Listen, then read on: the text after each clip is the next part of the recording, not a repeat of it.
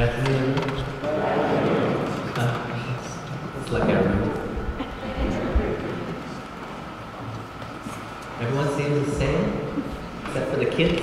They're all grown up in those 2 years, it seems. It's nice to be back. I'll say that. You guys respond a lot quicker than I remember too. In the liturgy. I don't know if we want to get it done a bit quicker. It just feels like it's faster. We'll see. Anyways, let me start by saying thank you to Diocesan for helping to set up everything, the arrangements for my being here today. And let me present to you on behalf of the diocese a little bit about what the diocese is doing since we're acknowledging Diocesan Sunday. So our diocesan bishop is Isaac Marphylaxinos, yes, Right Reverend Dr. Isaac Marphylaxinos. He is entering into, I believe, his 4th year now. We in the Diocesan Council are 18 members, and we are a subsection of the Assembly. The Assembly is where all decisions are taken in order for the healthy functioning of our diocese. We have a number of upcoming programs in our diocese by way of conventions. I will say the ones that are probably going to be most relevant for you all. On July 25th to 28th, we're having the National Youth Conference. Hope to see some of you guys there. The days leading up to it, we'll be having the Urban Mission trip, which will be in Dallas as well. On August 1st to 4th in Toronto, Canada, we'll be having the Diocesan Edible Mission Conference. On September 25th to 28th in the Ascension Archbishop in Philadelphia, we'll have the Senior Citizens Conference. And then the Eulogium Second. Do we have Eulogium Second? Oh. Okay. Just so you know, on October 4th to 6th, they'll be having the Eulogium Second Conference in Christos, Philadelphia. And then the Saving the Sangam National Conference that you can know about will be on October 10th to 13th in my home parish in Trinity Remarkable Church, Houston. Right now we have 72 parishes in our diocese and 9 congregations spread across 7 different regions, 68 clergy, of which 8 are retired and 2 are studying, and then there are 8 U.S. citizen utchins. Next year, 3 more will be coming to this diocese. Your incoming utchin will be one of them, and I'll let you figure out the other 2. We have 3 youth chaplains in our diocese. And then now let me tell you about our mission board. So the funds that are received from this Diocesan Assembly collection is the primary source by which we fund all the different mission projects in our diocese. Our mission board is a newly organized board which consists of the different wings of mission that we do. First is the Mexico Mission Wing.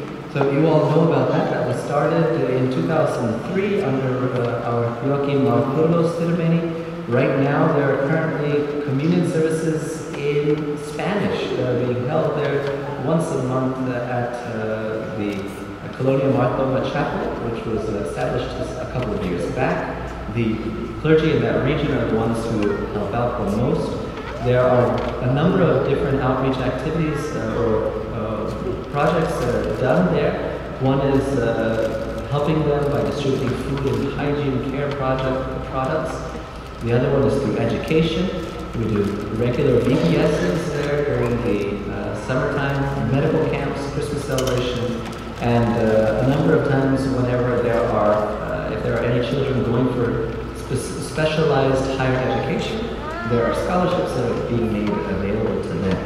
The second wing is the Native American Mission, which goes and meets with the Native Americans, especially in Oklahoma and Alabama, and we just recently started a new one called the Navajo Mission. That is in New Mexico, Arizona, and in Utah. So keep your ears open for when the outreaches are being coordinated in their areas. Similar things are being done there as are being done in Mexico. The third wing is the Neighborhood Mission Wing. This is where we ask every single parish to engage in some sort of local activities. In addition to the local activities that every parish is encouraged to do, we have coordinated at the diocesan level the Urban Mission Trip, which is where we go to different major inner cities, and we stay there for about a week, and we live amongst the people there, and it's a division of doing work with the people there, and then also seeing how different kinds of organizations are addressing the specific needs of the community. So that also is a very good opportunity. If any of the youth are interested in attending, please do put it in your calendar. It'll be the week of the Diocesan Youth Conference, July 25th, from that Sunday till the Thursday. The July 25th is the last day of that. And it's fully paid for. We just had the council meeting yesterday in New York, and we got $10,000 set aside just for this. So that youth who come don't have to worry about the expenses, they just need to get there. So you just pay for your airfare, come there and do life and ministry there and see what it's like. The fourth wing is the India Mission, and so that is a yearly organized tour to India where we go and visit different mission fields, understanding how the work of the Mahatma Church is being done in real ways. Last year they went from August 13th to 20th. Look for sometime around the same time this year in August for a new trip to be scheduled, and please do get a chance to go and visit that if you can. The fifth wing is the Light to Life project that was just recently started under our Felix Musume in 2017. Right now we are supporting 3,108 children. I think many of you have heard of CDC or Compassion International. They were the ones who were sponsoring all these different fields, but then because of the new regulations in India about foreign religious money coming in, their funding has been stopped, and so they came to us and asked if we can take up the task of continuing to these projects. And so our Felix Ceremony understood that there's a great chance for us to be involved. So right now we're at 3,108. That will soon go up to 5,000, and we're hoping to go even higher than that in the years to come. It's $20 per month to sponsor a child, and I'm sure that many of you are doing that already. Finally, let me just say that we have the Martha the Messenger. I don't have to say anything else about that because I know Mom and Uncle has talked to all of you about it already. So make sure everyone has a copy of the Martha the Messenger. It's our diocese one form of publication. You all know the different organizations of the diocese. I'm not going to say anything more about those. And then lastly, the Carmel Martha Messenger, which might be something new to you. Last year, we bought $5.9 million worth of property in Atlanta, and it is being developed and it's being used actually now. And so continue to pray for that. It is envisioned that it would be a convention center, a place to conduct conferences and retreats, and to impart theological learning and refresher courses for lay and clergy as well. Please continue to keep that in your prayers. I don't have to mention about contributing because I'm sure it was already taken care of. So thank you then, on behalf of the diocese, for your support. The prayer, in my opinion, is the more important thing, so continue to pray for all the different activities of the diocese. Let's get into it.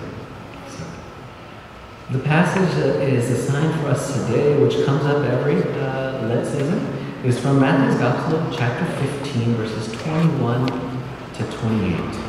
Matthew chapter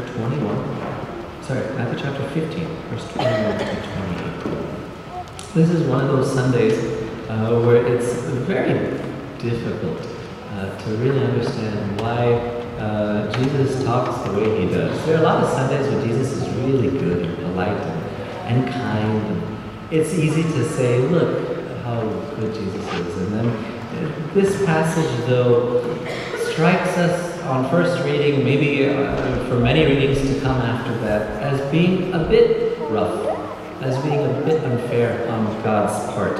You have a person who's genuinely coming to Jesus with a request, with a real need. Her son is tormented by a demon. You would think that she knows who to come to because she came to the right person. There's no one better to come to if you have a demon-possessed child than come to Jesus. And so she came to the right person with a good request, and Jesus says some really tough things to her. And as we go through this passage, there are going to be times when we're going to feel like the things that Jesus says is unfair. And let me agree with you. When we get to the end, I'll tell you which parts I agree with. This woman, who is she? In Matthew's Gospel, this is a Canaanite woman. In Mark's Gospel, it's a Syrophoenician woman. The point is this: she's not a Jew. That's all that really matters in this text. The fact that there are Jews and then there are everyone else, and everyone else is lumped into this one category that had oftentimes a derogatory connotation to it: Gentile. She is a Gentile person coming to Jesus. Now, in and of itself, that sounds like a good thing, because God is the Savior of all people. And so you have this woman coming to Jesus with her request. And her request is, the way she brings her request and the words of her request are both quite interesting. She doesn't come politely requesting, she came shouting. And the Greek is very clear that it's not that she shouted, past tense, done. No, she came shouting. And it continued for some time that she felt the need to get Jesus' attention by speaking at a volume that he could hear. We do this all the time. Here, she does it because she feels like that's probably the only way I'm going to get his attention. And then you look at the words that she uses. Have mercy on me, Lord, Son of David. On the surface of it, it sounds very similar to what Bartimaeus said. And when Bartimaeus said it, Jesus healed him. It wasn't a very big story. He was saying it, the crowd said, be quiet, and then they brought Bartimaeus to Jesus, and done. And the story ends because Jesus healed him. But Jesus doesn't heal this woman here. And it's quite unfair that he doesn't heal her immediately, considering that she said the exact same thing that another person already had said. And it causes us to wonder, why is Jesus not being fair to this woman who did the same thing that Bartimaeus did, who came with a request and said these words? I think this challenges us because, first of all, let's be honest. A Canaanite woman coming to the son of David. Who was David? Oh yeah, David was the king of that nation that came and slaughtered my forefathers and foremothers. That's the guy who stole our heritage, who stole our lands, and kept us on the edges of where we used to be. It's not natural for her to come and say those words. And it's very difficult to understand what goes on in the heart of a person. And so it's very difficult, especially when we're interpreting a text, to be able to make assumptions about what's going on. But without having to think too hard about it, you can clearly see that Son of David is not a usual term or terminology that you would use as a Canaanite person. Those aren't the typical words that come out of your mouth. And so it seems like in her mind there was a prescribed way in which she thought she ought to come to Christ. And if she came to Christ in that prescribed way, then of course Jesus would heal her daughter. A lot of times we too feel like there's this prescribed way that if we do things, then of course God would hear us, right? I mean, that's who our God is. God is a God who listens. God is a God who understands us. And when we come to Him in the right way, He hears us. I come on Sunday to church. I do what I need to do. I pray often. I give to charities. I mean, I'm doing all the things. I have the posture. I have the words and the lingo that's needed. God, why are you still being silent with me? Why are you still being so unfair?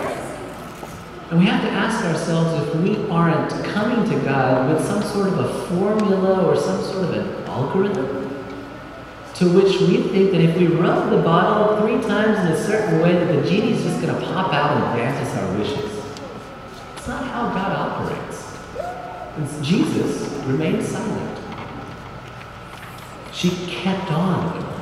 She kept on, and then you have the disciples chiming in saying, urging Jesus, send her away for she keeps shouting after us. And before we criticize these disciples, we should note that the word used for send her away, paleo in Greek, doesn't matter. But that word can also be translated literally as set her free. And so it could very well mean this. The disciples were telling Jesus, Jesus, heal her already. I mean, you've done it so many times before to so many other people. There was a man who was sitting there for 38 years and came up with excuses. You still healed him. Heal this woman already and send her on her way. It's quite bothering us because she keeps screaming. And you get the sense that even the disciples had this strange notion that Jesus ought to just do these things that were expected of him so that they can be comfortable. But Jesus doesn't do those things as you expect him to do. He's not here to make us comfortable in that way. And then he says this very strange thing, I was sent only to the lost sheep of the house of Israel. And before we quickly theologize that and say, oh, but the house of Israel could mean all the people who really believe, right? Because even Paul said in Romans chapter 9 that not all Israel is Israel, right? So there are those who are of the house of Israel, there are those who are sons and daughters of Abraham that aren't Jewish people. So maybe it's that, we can't do that because Matthew won't let us do that. Because in Matthew's Gospel chapter 10, Jesus sends out his disciples and he tells them something. He says, don't go to the Gentiles. Don't go to them. Preach to the Jews. Because they're the lost sheep in the house of Israel. It's unfair. It's extremely unfair that it would just be limited to them. Now Matthew is very intentional in this because Mark's Gospel does not include this phrase of Jesus. In Mark's Gospel, there's no mention of the lost sheep of the house of Israel. He just goes straight to the healing. So Mark has a different thing that he wants to point out to his readers. But Matthew is talking to Jewish people. And so I think Matthew included this so that for one reason. And that reason is this. For the Jewish people, their mentality was that we are the chosen ones. We're the elected ones. Of course God is for us. And so I think Matthew purposely writes it in such a way that yes, it is true. God did choose the Israelites. That's 100% true. And so Matthew includes it only in order to show them that because they didn't come, God has now spread his scope of ministry to all those around him. And it's unfair to say that God begins to spread the scope now. He had requested the scope to be widened a long time back in Isaiah chapter 49, verse 6. He said, it's too light a thing for you to be saved just for the sake of Jacob. I have given you as a light to the nations. So the Jewish people were always supposed to know that their election was to be understood in terms of now going out and sharing it with every other non-Jew. Unfortunately, they didn't do it. Matthew includes it now, so that by the time you get to the end of the gospel, it's a big slap in their face. Because Jesus at the end of the gospel says, go to all the nations and preach and baptize in my name. He's showing them this, that your sense of entitlement is not right. Just because I called you doesn't mean that you can just sit around and think that it's just for you. Watch what I'm about to do. I'm about to heal this Canaanite woman's daughter. Just so that you can understand that this is always meant to be for more. Now that was probably Matthew's intention for writing it. But now I have to think that there's another intention why God left it in there. And that's for us. Because look, we're not Jews, are we? We're Indians. We're Indians and we're Christians. And we're sitting here today. And there might be this tendency for us to think, I'm a Christian because I come from a long line of Christians. I'm a Syrian Christian. Thomas came to my country before he came to this place, and we've been Christians for a lot longer, and that's who we are. And we hear Jesus saying, no, I came first to the lost sheep of the house of Israel. And then it puts us into check, and it makes us realize that, you know what, we can't talk like that. It's not that we're glorious Marthamites who have always been Marthamites or whatever Christianity or denomination we were from in India. No. We are who we are, and in spite of the fact that our parents told us to listen to Christ and to follow Him, we still went our own way. And yet He still comes after us. It wasn't meant for us. It wasn't meant for us. We don't deserve this. And yet, because of grace, we have it. You go on further and you see the first change that takes place in this woman. She comes shouting and using a preferred mantra or a preferred kind of language with God, with Jesus. And now after Jesus says that I've come for the lost sheep of the house of Israel, then she knelt before Him saying, Lord, help me. Now that word knelt, again, in Hebrew, poskeneo, doesn't matter. It literally means this, worship. So now she's worshiping, and she just says, Lord, help me. Fair enough, this is great, Jesus. You managed to get her to go from being a woman who perhaps thought that she could buy her way into this by using the right language and by saying the right things, to now getting her to worship you and to just be humble. That's good. Think about it this way. By the way, Passion Week is coming up. Attendance will rise on special Sundays. We have a tendency of thinking that if we come in that prescribed way, that God's going to be for us. But there are those who know that no, you have to come genuinely and worship. But that's still not enough. It's still quite not enough. And Jesus has to be rough as He is. And He says to her, it's not fair to take the children's food and throw it to the dogs. It's not fair to take the children's food and to throw it to the dogs. And let's be honest, His statement is true. It's not fair. It isn't fair. There's kind of a sense of priority that the life and the health of this child is more important than the life and health of the dog. And so no, you don't give what's owed to the child and just hand it to the dog. It's not what you do. That's not fair to do that.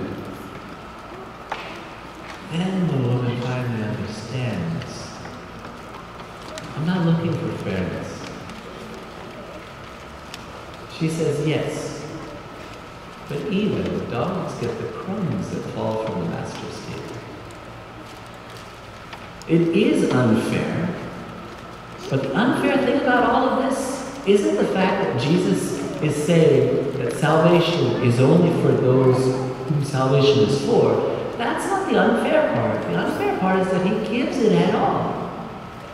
But the unfair part is that we, dogs, get to eat the scraps from the table. What's unfair is grace. Grace is utterly unfair. It's undeserved, unmerited favor. That's what this woman understands now. She's not owed healing. She doesn't deserve it for the sake of her child. But she can only come and plead for grace at this point. There's a tense sense of entitlement that grows in any one of us after a certain point of time. I'm a Marthamite, yeah, I come here and I take communion. I deserve to be at this table. I'm a child of God. And then we let that go to our heads, and then our prayer life starts to say, God, I need this. God, I need that. You're not listening. You're not saying anything. Why are you being unfair now, Jesus? I think we are like this Canaanite woman, and I think we need to go through the same process of this Canaanite woman. Because faith is expressed not in our posture. Faith is not expressed in the words that we use. Faith is not expressed in how we worship even. Faith is expressed when we understand who we are before God. I don't deserve this. You don't deserve this.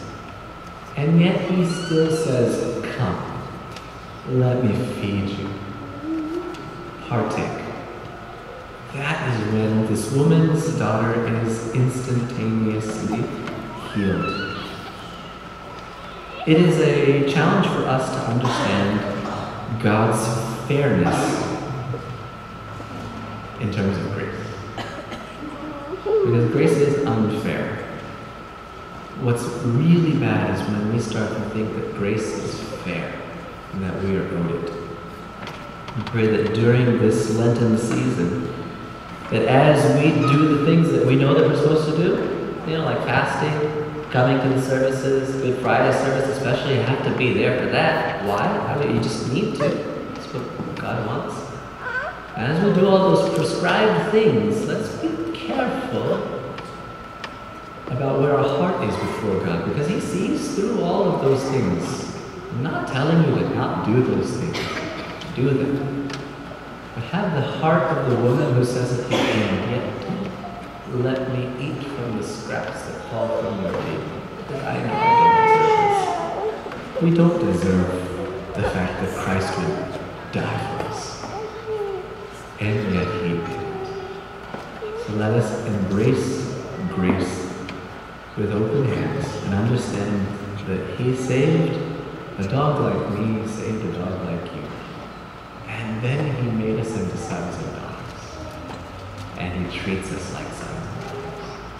And may the good Lord's name be praised, and let us treat others the same, so that they would know what we know. May the good Lord strengthen us and guide us. If one of you could please lead us in a word of prayer.